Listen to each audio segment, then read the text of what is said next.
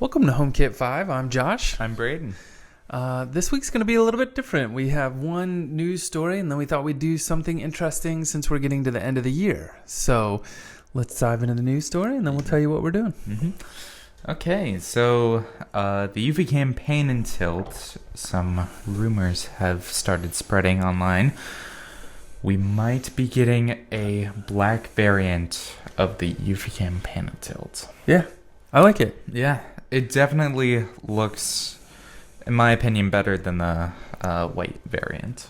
I mean, I feel like that would just blend in better, like around here. Around here? Mm-hmm. Yeah. Oh, yeah. I guess we changed our set. Yeah. If you're watching on YouTube, you'll see it. But if you're not, we painted the room black. So the room was big enough and we had enough lighting in here that we felt like it could withstand that. And I don't know, I'm pretty happy with it. Yeah. Yeah.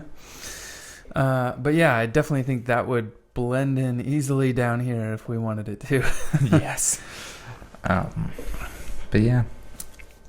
No other real difference there. Yeah. We bought one. We actually unboxed it today, but we didn't have a chance to set it up. And I don't think it comes with an SD card, so I need to order one. But yeah, I like the look of the black one. So yeah. Who knows? All right, let's dive into the other thing we wanted to do today.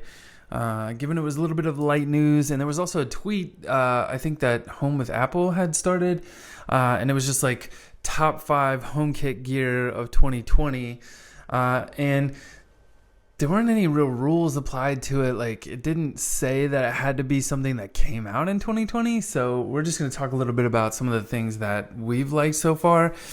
Some of the things we haven't even been able to test. They're on order. We're excited about them, but they're not here yet. So I think probably at the top of like everybody's list that I saw was the HomePod Mini. And I don't know. What you got to hear it today. What did you think of it? Oh, it was definitely way more impressive than I was expecting it to be. Like, I came here today and I just paired up my phone through AirPlay and like that sounded pretty good. Yeah. Yeah, we were listening to that like all day. Yeah, we were working on getting the room back together and whatnot, and I think it worked pretty well. Mm-hmm. And I think as of right now, that's the only hub-like device that I have connected to HomeKit. So, and everything seems to be working. Later, I was gonna go ahead and set up the Apple TV that was our old hub and see what happens then. But it's been working pretty great. Yeah.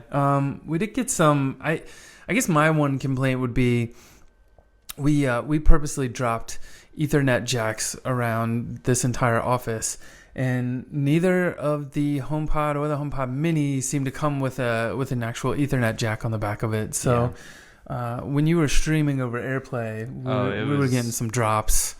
Which was a little annoying. Intermittent. Yeah. But to be fair, like the access point is like one floor above us on the ceiling. We're going to add one down here and hopefully that'll help kind of clear that up a little bit. But yeah, anyway, I'm super excited for the HomePod Mini because it's got the Thread chip in it.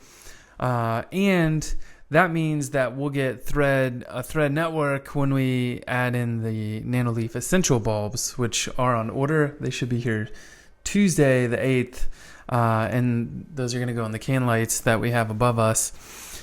I'm super excited for those things. Yeah. They look really, really good. Yeah, I'm definitely excited to mess around with the Thread bulbs with the HomePod Mini because we were watching a video on by Modern Day Tech where he was explaining like just how much faster the response time was with Thread versus Bluetooth. It was very interesting. Yeah. He actually had a video like showing the difference, and it was like night and day with the Bluetooth, even being like right next to the HomePod original. Like it's just so much slower. Speaking of that, I think the next one on the list, we actually started with, I want to say like GE light switches in our first kind of iteration with SmartThings. and I think they were Z-Wave, and we used Homebridge. It wasn't great. And then we moved to Wemo, and Wemo was okay. It was just kind of hard to set up. It wasn't the greatest setup experience. And then like sometimes the upgrades wouldn't work right.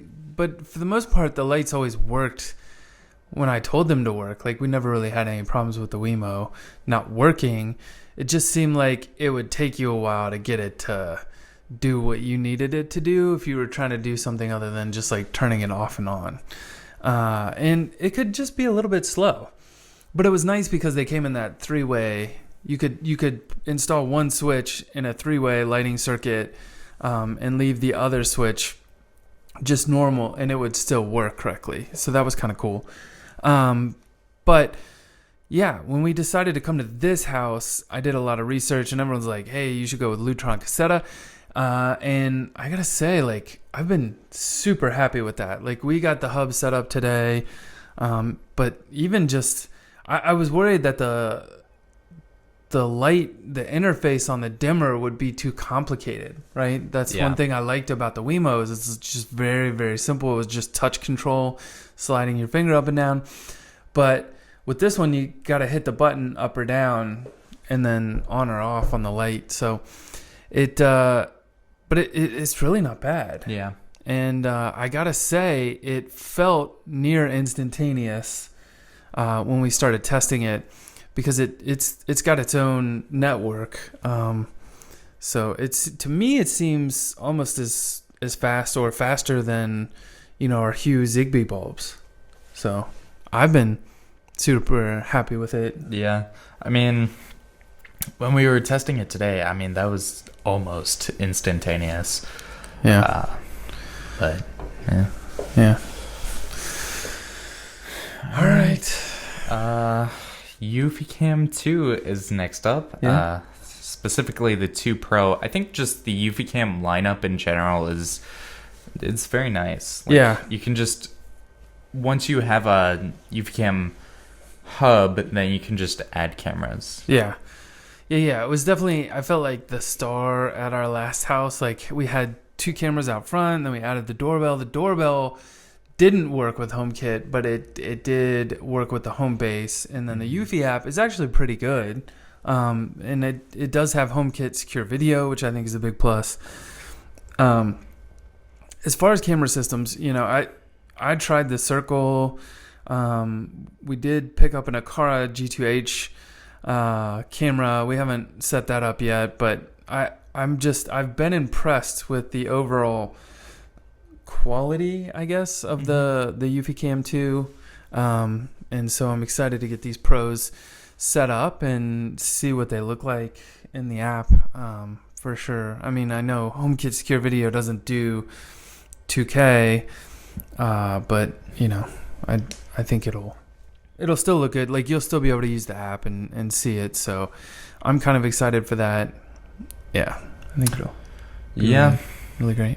Yeah, I think with the Yuffie Cam system, it's nice to not have to pay a premium like Arlo, where you have to pay a subscription to just get cloud service. Like everything is on the home base, and with HomeKit Secure Video, it can back up to your iCloud.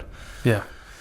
I will say the one downside that I noticed, especially after we added the doorbell, which was 2K, is that the home base, like, it can fill up with video very, very fast when you start recording 2K. So, and I totally understand that because we switched to the 4K camera, and those video files are like a beast. So yes, it's a little crazy.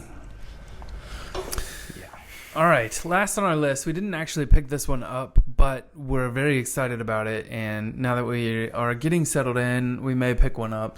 It's the VocoLink PureFlow. I think we've talked about it before, but I liked HomeKit Geek's explanation the other day.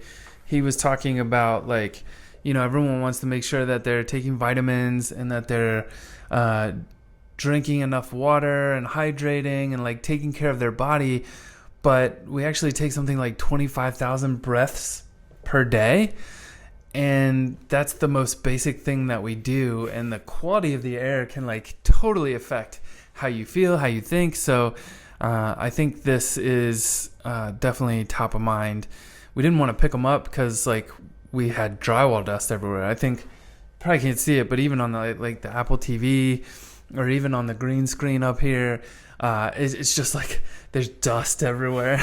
So we're in the process of like cleaning everything now that the kind of the heavy renovation is done. But I think the PureFlow, like I would envision we'll probably have 2 or 3 of these in the house when things are all done. So I'm excited about it. Yeah.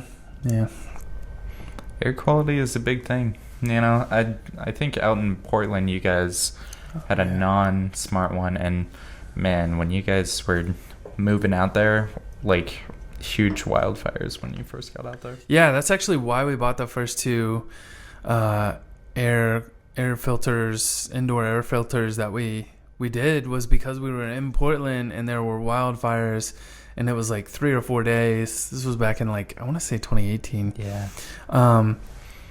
And like, yeah, I don't know. It was, we weren't even super close to it, but you could still see it, you know, covering the trees and stuff. And it was like, oh man, we really need to do something here. So we got some masks and some filters. But people closer to the fires were talking about like how much it was like stinging their eyes and making it hard for them to concentrate. So it's definitely interesting. I mean, we still have employees there, and this summer when the wildfires got really bad, they had a lot of trouble. So it's like definitely one of those things.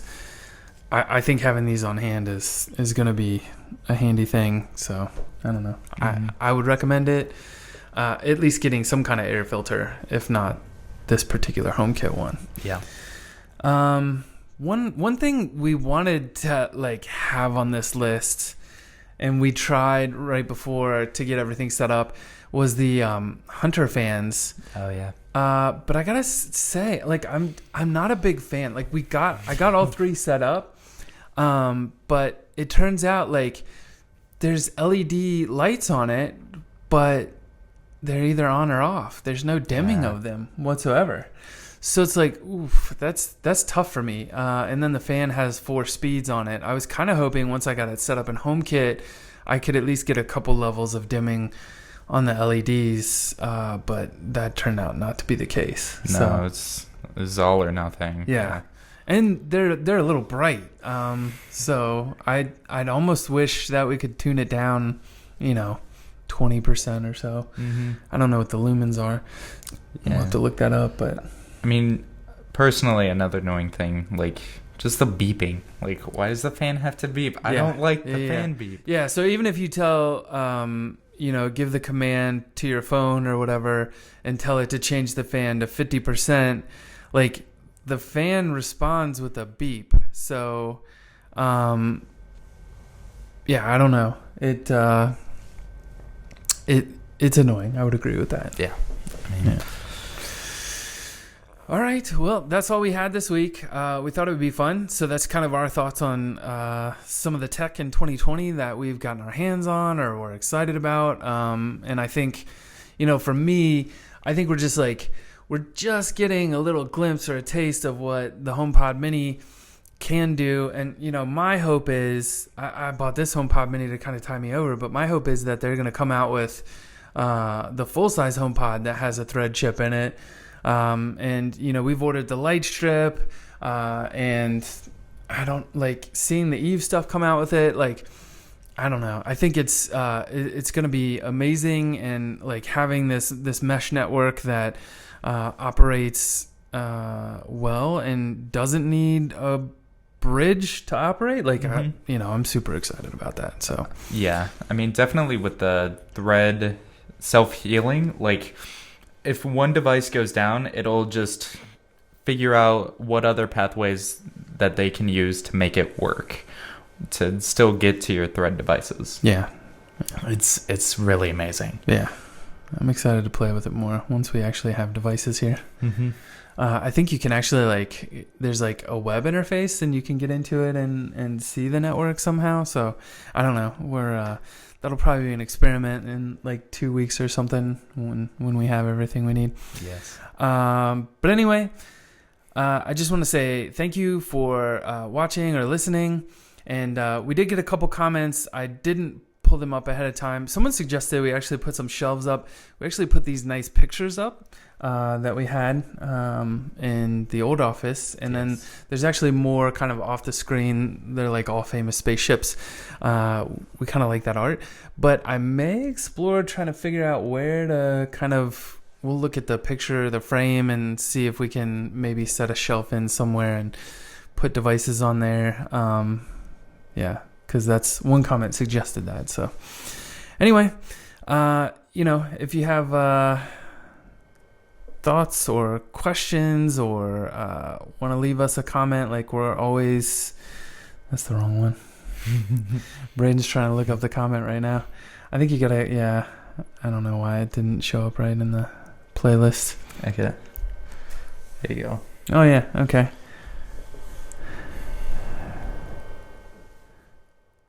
For the white space behind you, oh man, that's so tiny. Yeah, that's the shelves one. Seller blog said, for the white space behind you, I'd love to see some shelves with dead home tech on them. While you have a lot of great tech in your house, by now you must have collected some stuff that either didn't work or doesn't fit your needs. It would be cool to see it displayed, and on slow news weeks, you could talk about some of that stuff and why it didn't work for you. We actually don't have that much dead tech, but we do have a little bit. So we could talk about it for sure, especially on weeks like this. So we'll see what we can do. If nothing else, this space in between us, maybe we'll just set stuff there randomly, and we'll see if you guys notice. Yeah. All right. Well, thank you again for tuning in, and we will see you next week.